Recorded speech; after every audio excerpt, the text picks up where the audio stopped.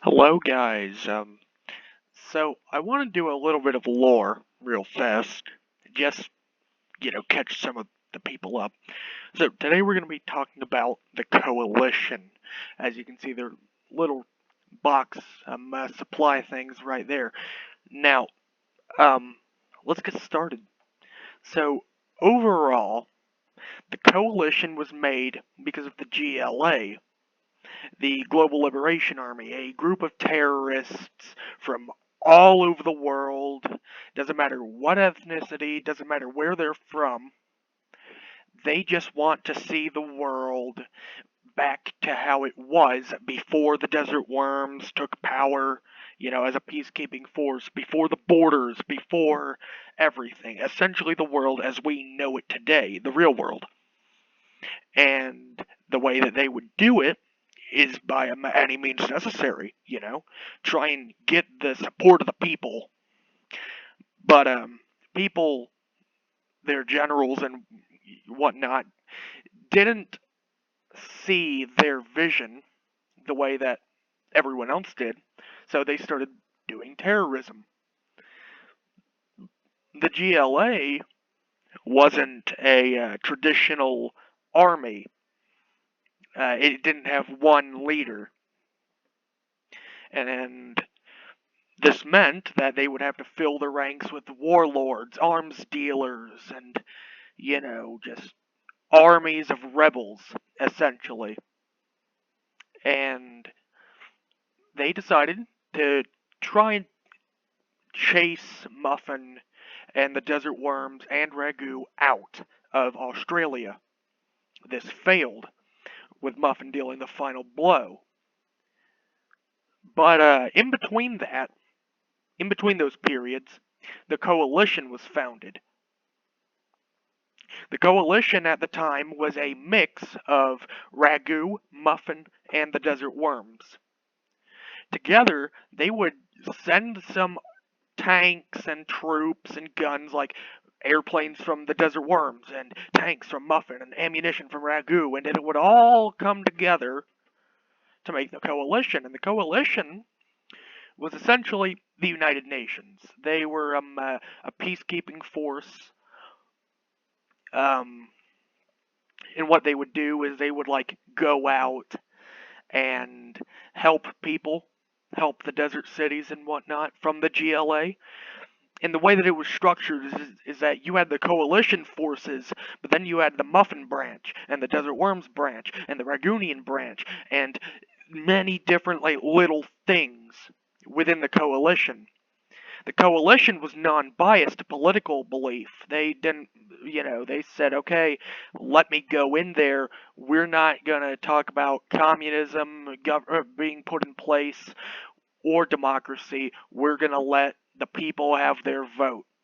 Muffin's branch, however, gained territory and influence because they set up communist governments. The Desert Worms and Ragu, same thing with them, except they set up democratic governments.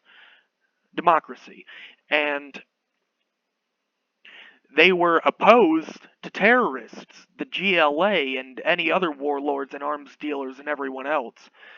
Um,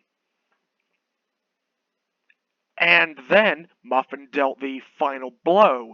They destroyed the GLA, and that was that. Then, like a year later, GLA forces are still located like under a mountain. They don't know that the war is over, and so they just assault with everything they got. And this time, the coalition is called back, and they fight, they fight, they fight, and they fight, and they fight.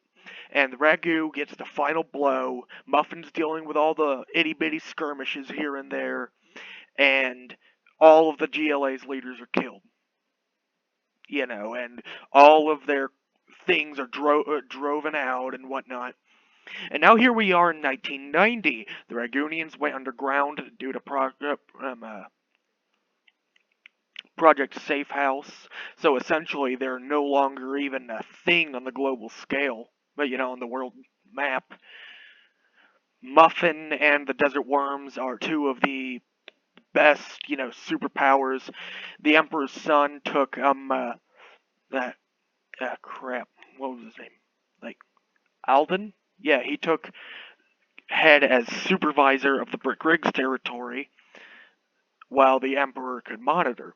And the relationships between Muffin and the Desert Worms are good. I mean, yeah, there's some tension. Muffin has a few fortresses on their land, and the Desert Worms has a few embassies and outposts on Muffin's area. But overall, things went into peace. Then, apparently, Muffin, back in the Second War against the GLA, they failed to knock out one General Death's Head, who they thought was dead. They never confirmed the kill. They didn't get the body, but the GLA remnants, some guys found them at a chemical compound where he was last sighted and found him alive.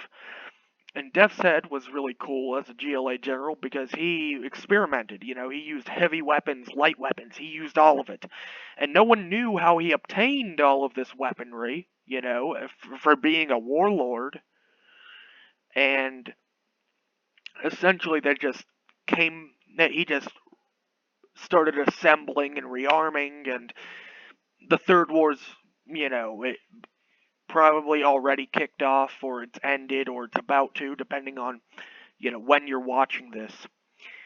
And Death's Head is essentially revitalizing the GLA.